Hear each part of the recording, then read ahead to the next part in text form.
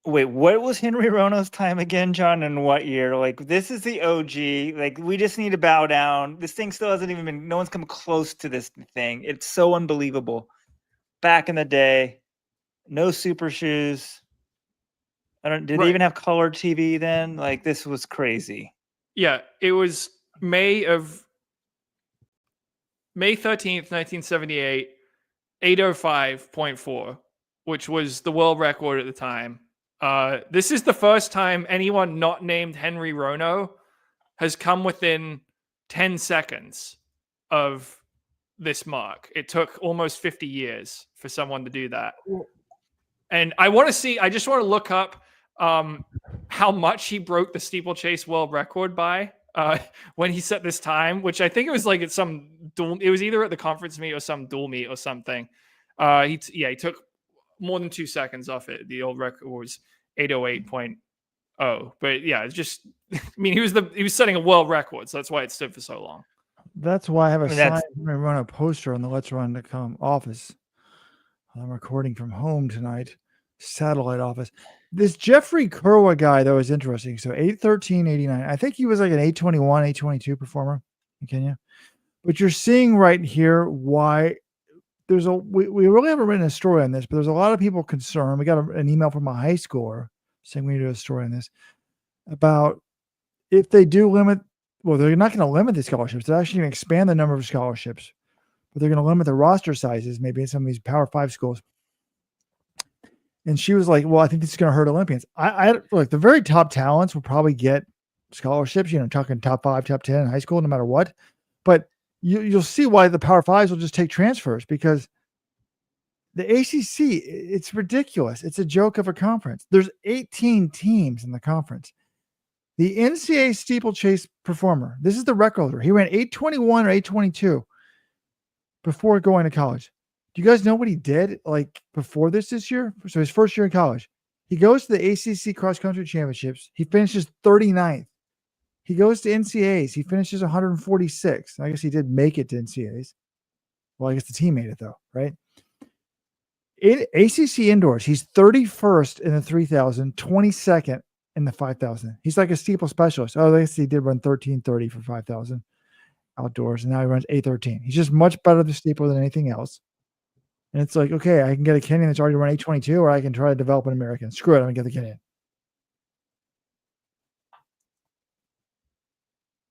Kenyan. Okay, but times may not mean anything, but the Jane Hedegren time, John just mentioned it, 14:57 in high school. Prior to this year, the record was high school record was 15:25. She's 28 seconds faster than that. I mean, she was right there to the final 2 laps with the best in the NCAA. Just a little reminder, this shows how the times are just coming down so much. No one had ever broken 15 minutes in the collegiate ranks until last school year when Parker Valby did it in December of 2023. It's nuts. This run. I mean, it's so good. So we can ignore some of these other ones saying, oh, they're just part of what's going on right now. This one is just astounding. It was so good. And if you think it's good, you probably think we're really good. If you're watching on YouTube right now, like us, hit the subscribe button. Thank you. It helps us. We appreciate it.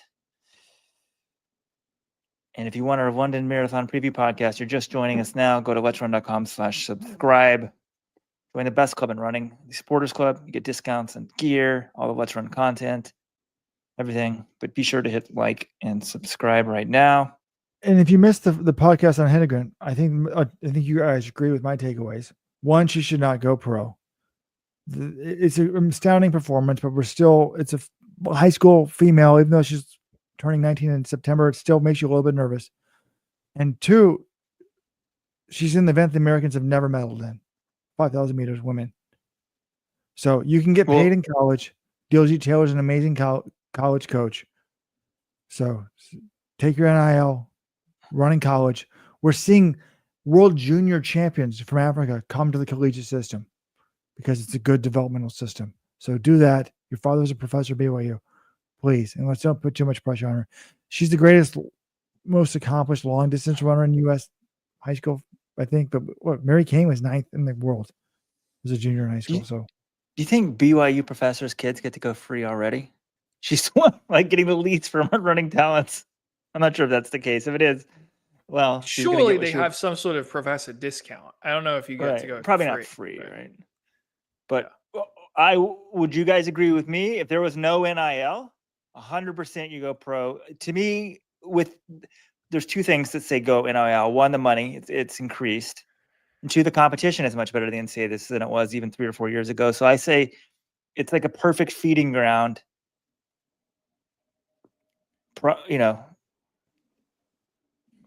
Sharpen your trade and then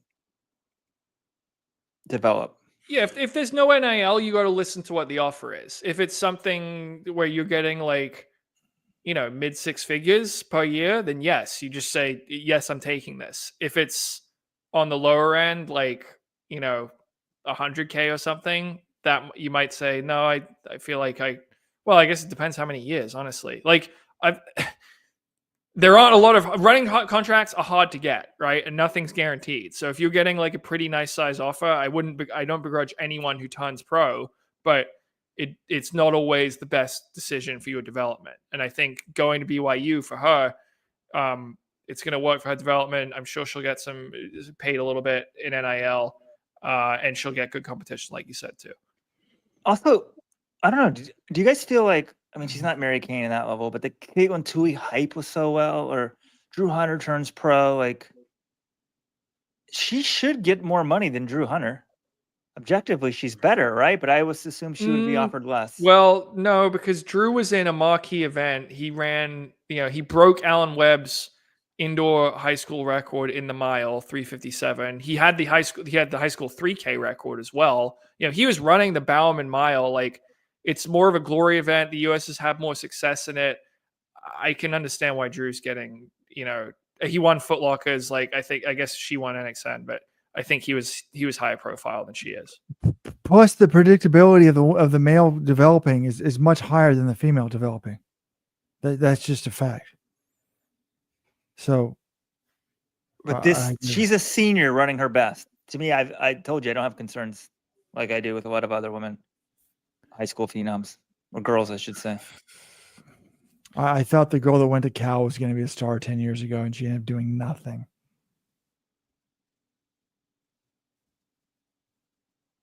All right, let's talk about these sprint times. We're talking about Grand Slam track. By the way, I was stunned. I mean, shout out to him. I guess he wants the free 15,000, but Conner Mantz said he wants to run the 3K and the 5K at the Grand Slam track. So hopefully, John, hopefully he's paying you a commission for that. You get that out there. He gets signed up because of your publicity. He just likes to run. This is what people like Conner Mantz. Like, this guy will go out and compete. He runs track seasons. He runs up at the Olympic trials and the 10K. He's saying he wants to run USA cross-country championships to make the world cross team. Like, this is why people are a Conner Mantz fan. He doesn't just hide and, like, he runs Houston half marathon. And then guess what? Wow, it's possible to run a fast half marathon and run really well in a spring marathon in the same year. You can do it. He's just ran 2 great half marathons in this build-up. So that is why Conner Mantz has a lot of fans on Let's Run, because he's actually going out there competing and doing it more than twice a year. But there were some interesting sprint results over the weekend. I was like, why aren't these guys doing Grand Slam track? In Florida, a bunch of the top 100, 200-meter guys are running the 400. Noah Lyles, whose dad was a world-class 400 guy, says he should be on the 4x400, runs only 45.87. I think that time was misleading. Like, he was so bad in the last 50 meters. He should have run faster than that. I think if he did it again, I could see him running close to 45 flat. What was crazy to me is he actually beat Arian Knighton.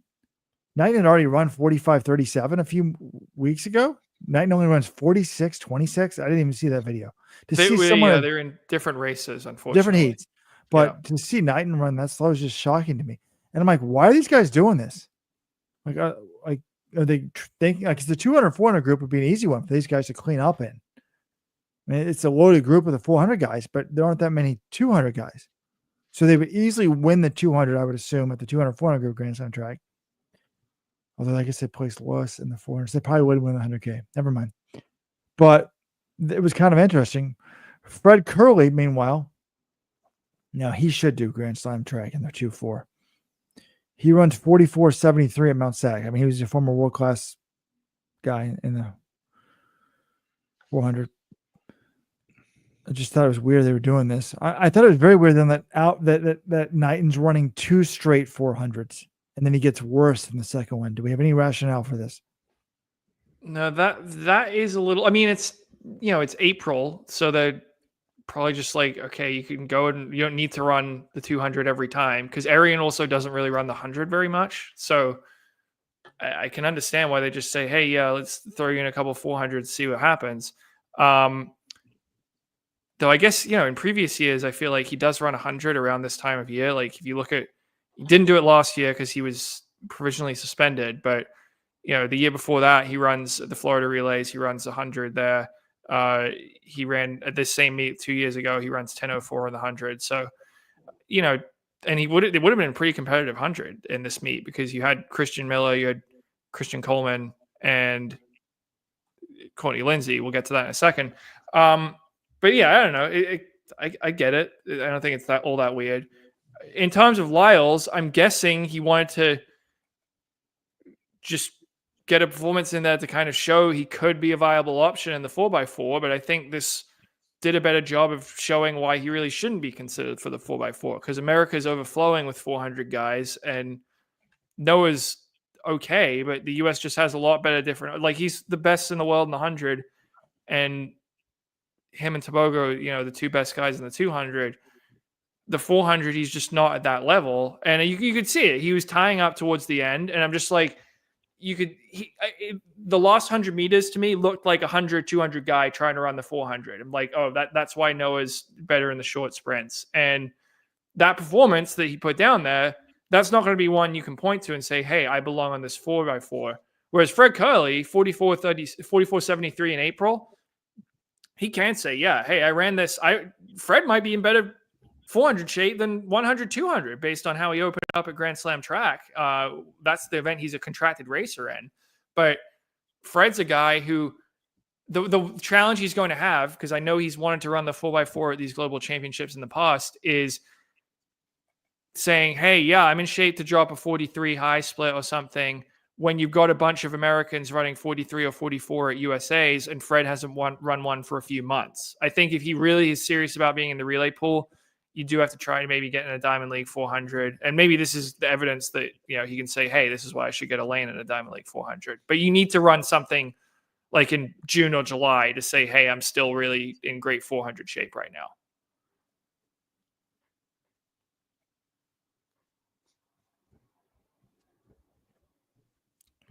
Or maybe we're just all overthinking this and they wanted to run an off event because it's April. It doesn't really matter. But I mean, I think some people do over distance for training. Curly used to be a 400 guy. There's lots of reasons he might run it, but for Lyles, if he was thinking it's going to help him get on a 4x4 team, it hurt him. So he's going to have to run another one much faster, something like that. People are also pointing out the world scene is much more competitive at the 4x4. The U.S. men can't afford to coast. I mean, they barely beat Botswana last year at the Olympics. The women, whereas if you give up some time on one of the legs, we're still going to win. We should win, I guess. Maybe is a better way. So yeah, sort the of U.S. men is, right? ran out of their minds in Paris, like really, really good, and they still only barely beat Botswana. So yes, you can't afford to have any weak legs if you're going to win gold in Tokyo. And they all did run a 4x1 earlier than this. So the U.S. relays team essentially was getting in practice because I don't think most of these guys, the world relay, I didn't realize there's a world relays in China this year, and the top people just aren't going to go. The U.S. Yeah. And the American teams will still, I mean, they might not win. They might get beaten by some of these other countries that really take it seriously. I think they'll still be in contention, but they're going to finish, barring some baton drop, which isn't, we have seen it before. They're going to finish highly enough to qualify for the World Championships because that's the main qualifying avenue. The other event at the Tom Jones meet in Florida that I thought was notable was the men's 100. Well, one of them. I mean, Julian Alfred ran 21:88 in the 200, which is a fantastic time this earlier in the year. And it did make me wonder, would have been nice if she run Grand Slam track. And I think she would have made a lot of money in that meet. Instead, she was running Miramar. But presumably for free, right? I mean, this is what this is presumably, about. Yes. Maybe. I mean, I don't know about Florida Relays, what they're, some travel, maybe a few. I don't even know if they're getting like a few $1,000s, to be honest. I mean, it's just unbelievable. Our sport, how it operates. Yeah. And the men's 100, though, you had Christian Miller and Christian Coleman, who were 5th and 4th, respectively, at the Olympic trials last year. And this was Christian Miller. Remember, he was 5th as a high schooler. He's turned pro. And Miller beat Coleman 10:02 to 10:06. But Courtney Lindsay beat both of them 9:97. So I'm not reading 10:02 for Christian Miller in April in the pro debut. That's quite good for a teenager.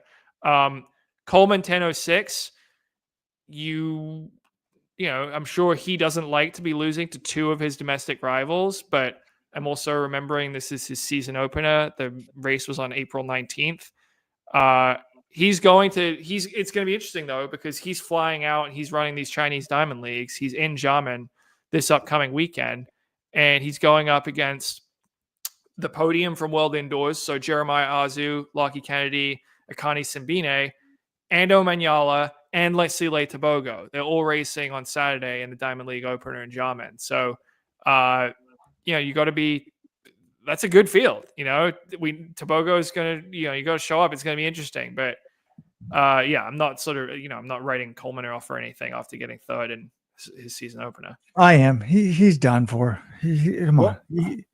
You guys made excuses about why this guy took him time from the drug ban to come back. I think at those excuses at that point, you got to say he was the very best in the world. Like he was his peak in 2019. But we get hyped up about Jane Hennegren and stuff like this. I mean, do we give this Christian Miller guy any credit last year? I mean, I guess it's weird how Gout is just getting like all the publicity. Like Christian Miller set a U.S. 11th grade record. I think he ran 10:06 as an 11th grader. He ran 9:93 last year at this weekend, April 20th. 9:93, win legal. He's going to go to Georgia, goes pro with Puma. I think they probably thought they're signing the next Bolt. I guess he's not as tall as Bolt. He doesn't. Gout kind of reminds you of Bolt, but if Puma's getting them, they paid a ton of money. We talked about, and I understand why they did. We talked about him plenty. He got 5th. I don't remember him. I think he got 5th at the U.S. trials, where 2 of the top 3 ended up on the Olympic podium. Like that's how good this guy is. He was right behind Christian Coleman in the Olympic trials final. Like, yeah, I'm not in Coleman. Like, it's interesting though, because I thought this might be a year. He's changed coaches. He parted ways with Tim Hall. He's now with Dennis Mitchell this year. So that's what I'm saying. If he's going to have some rejuvenation, he did make this change up in his coaching setup. That's going to be interesting to see what happens. It's one meet in April. I'm not saying like the guy's done or anything. But yeah, Christian Miller, people should be excited about him because he was fantastic last year. And I think the only reason he got overshadowed is because he's in the greatest sprinting country on earth. So people are focusing on Noah Lyles and Fred Curley and Kenny Bednarek. Am I just getting old? I don't remember talking to him about him like we used to talk about Jeff Demps or these young teenage phenoms. Or have we just seen so many guys come and go? It's just. I don't know. He's a very special athlete. Well, you also had. I mean, it seems like there's always two high scores at the trials, right? Well, at least one. I mean, it was Christian Miller in 2024, it was Knighton in 2021, and then it was Noah Lyles and Michael Norman in 2016. No, but last year we had the 400 guy too. Oh, Quincy Wilson. Yeah. Yeah, so we had Wilson and Miller last year. Yeah, I guess so. You have to go back to 20. What who was 2021, John? Knighton. It's not like, I mean, we talk about there's always these high schoolers. These guys have a pretty good track record. Noah Lyles and Michael Norman both became world champions.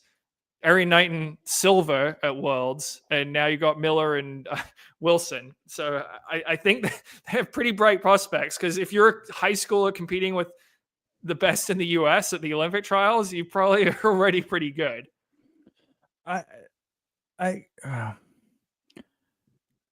Did we talk about Shelly-Ann Fraser-Price debut? We have not.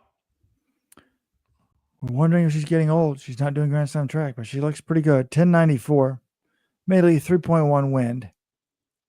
But I think that's fast enough to think, okay, you can't discount her for this year. And then, well, I think I'll say this, and maybe it's blasphemy because she is the greatest female sprinter of all time. But at 38, I'm not sure if she's good enough to beat Sha'Carri or Julian Alfred. I think one of those two is probably going to be your gold medalist. I don't think she's going to win. Yeah, I think she could beat one of them. I don't think she's good enough to get the gold. I think she could get a medal this year, though. I'm still waiting for Sha'Carri to open up, show any signs that she's running track this year. And this is it for Shelly-Ann, right? Well, not necessarily, because last year was supposed to be her final year. Then she doesn't run the Olympic semis. And then it's like, okay, what's happening? And then she comes out and says, yes, I'm running this year. Then I think I saw somewhere, like, she hasn't definitively said this is her last year. So who knows what's going to happen? But I'm glad she's running, because she is an absolute legend. And wait, guys, should we save it for a special podcast, another podcast? We've had one major oversight. Well, we've already had two major oversights on the women's race. On the Americans, we did not praise Des Linden.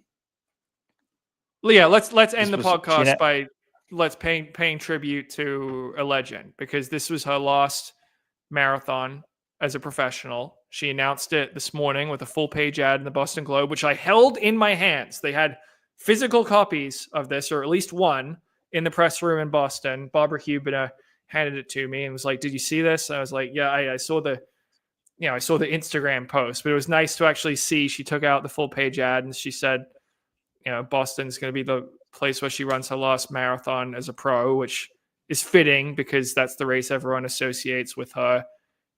And yeah, I think we should just, pay tribute to some of the stuff she's done in this race over the years. Because she was 17th today in 2:26.19, which is her fastest run in Boston since 2017. And the reason we link Des to Boston is, because she won in 2018, but her history with this race goes back well before that. It was the first marathon she ran, I believe, back in 2007. And that was when she was a no-name with the Hansons Brooks Distance Project. Her best finish in NCAAs was 10th in college. She was never in the top 40 in cross country, but she did finish 10th in the track once. She runs Boston in 2007, horrible weather, 18th place, 2:44.56. And then her breakout is in Boston 2011, the windy year. She's battling for the win, just loses out to Caroline Killel, 2:22.38, but she's battling down the Boylston Street. And then that kicks off her really strong run for about a decade. She's one of America's best marathoners, 2 Olympic teams, 4th in Boston in 2015, 4th again in 2017, and then 2018, the crazy weather. Des is the toughest one out there, just indoors, and gets it done. She comes back as 5th the following year. But just, when I think of Des, I think of toughness and consistency. She just kept showing up. That became her mantra. And you show up enough times at Boston, you put together enough solid races, one day you're going to have your chance. She got 2 of them. She missed the first one in 2011. She didn't miss the second one in 2018. Where your dreams become reality. I mean, never scored a point in NCAAs. Never top 40 in cross country, and she won a world marathon major. Now, let's be honest. The win, I guess some would say, was a fluke, but it was the perfect Des race. Like, this is a woman that almost won on a couple other occasions, certainly one other occasion, very close. And then she's kind of on the downside of her career, right? But the weather was so bad, and that was Yuki Koichi won. Someone has to win the goddamn race, and it was her.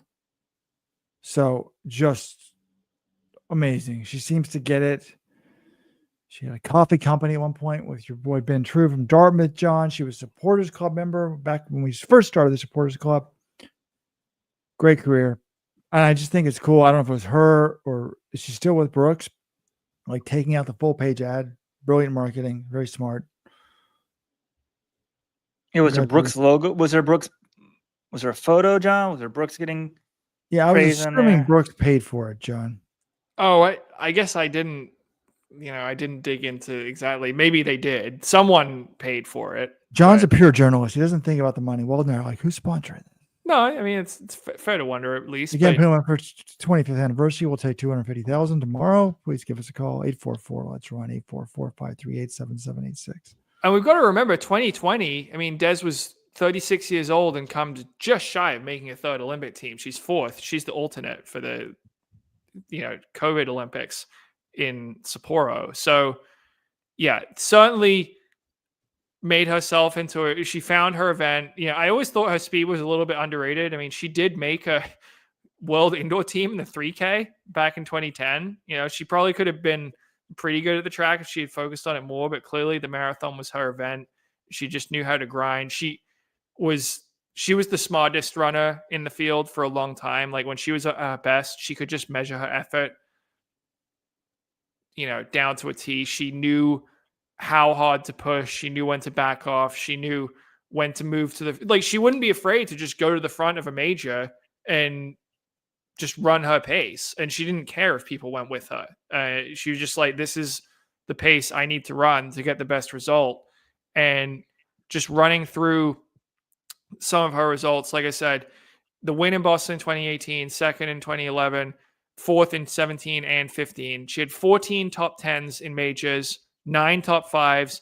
She was 7th at the 2016 Olympics, which I don't think gets as much credit as it should because, remember, the top 2 athletes in that race were subsequently popped for doping. Their results weren't stripped, but really I view that as like a 5th place at the Olympics, and that was alongside Shalane Flanagan and Amy Cragg, one of the best days ever for American women's marathoning. So, yeah, just a fantastic, sensational career. Congrats, Des. The fact she ran faster today than she did when she won. I mean, the weather was the most atrocious day, but since then, Des is pretty consistent. That's one thing. You're going to get what Des has got on that day, but I'm just impressed that this one was faster than any time in the last 7 years. Well, I think the last few marathons, the last couple of years, I don't think Des liked. I mean, here's her record. She was 11th at the trials last year, but since the start of 2021, since COVID came back, 16th Boston, 16th New York, 13th Boston, 17th Chicago, 18th Boston, 11th New York, 16th Boston. I don't think she was happy with those. She wanted to have like one more great run, and she didn't really. I mean, 226 is, is pretty solid for a woman in her 40s. She was 17th though today, which I think she probably would have liked to have been higher than that and had so one last glorious moment. But that's why I think that's part of the reason why she didn't give up the marathon sooner and move to the ultras and the trails, which is what she's going to be moving towards this point in her career. Is she was hoping to have that one loss, maybe top 10, or where she's contending a little bit, and it just never quite happened for her. But respect to her for continuing to show up. Should probably have her on, see what she thought 226 would get her. But I mean, one of my takeaways, it was a good day for running in Boston. Because you told me before, Des can run 226. I'm thinking she's higher than she placed, but you got to strike. When it's your chance, it's good weather in Boston, you take a chance. We got a thread on Let's Run. If you ran Boston yourself, you can post in it. Let's Runners, how did it go for Boston for you? We should have a Let's Runner of the week.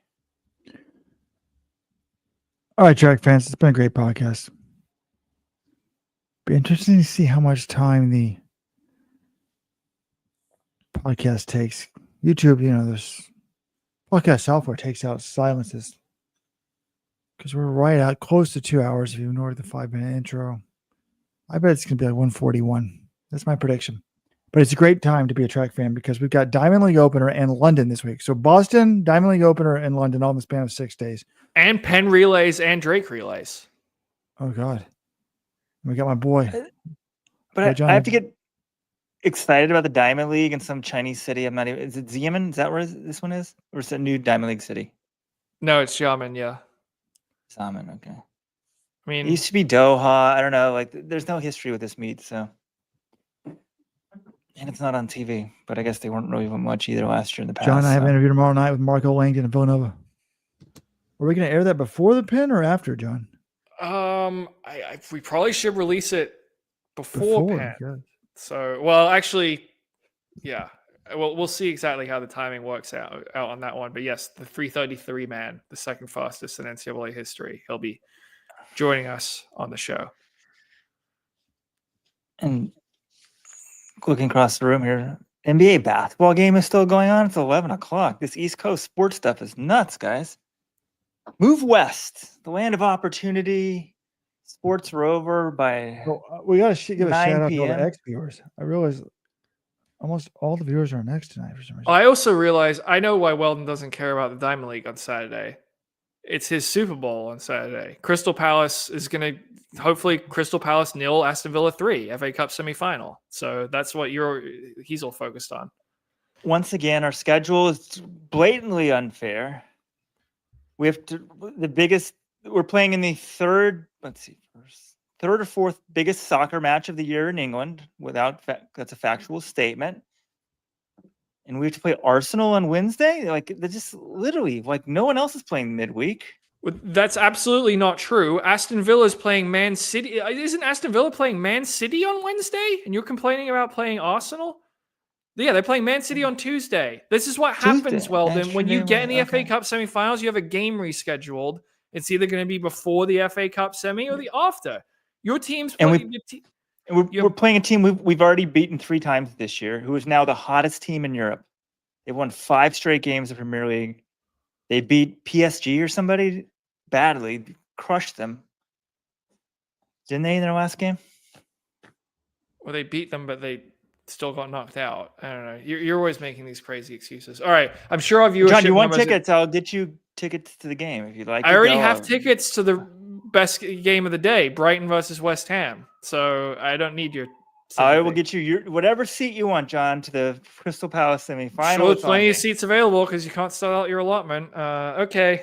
Anyway, thanks for listening, everyone. Happy Boston Marathon. We'll see you later this week for London Marathon and Diamond League talks. So till then, thanks for tuning in. Bye.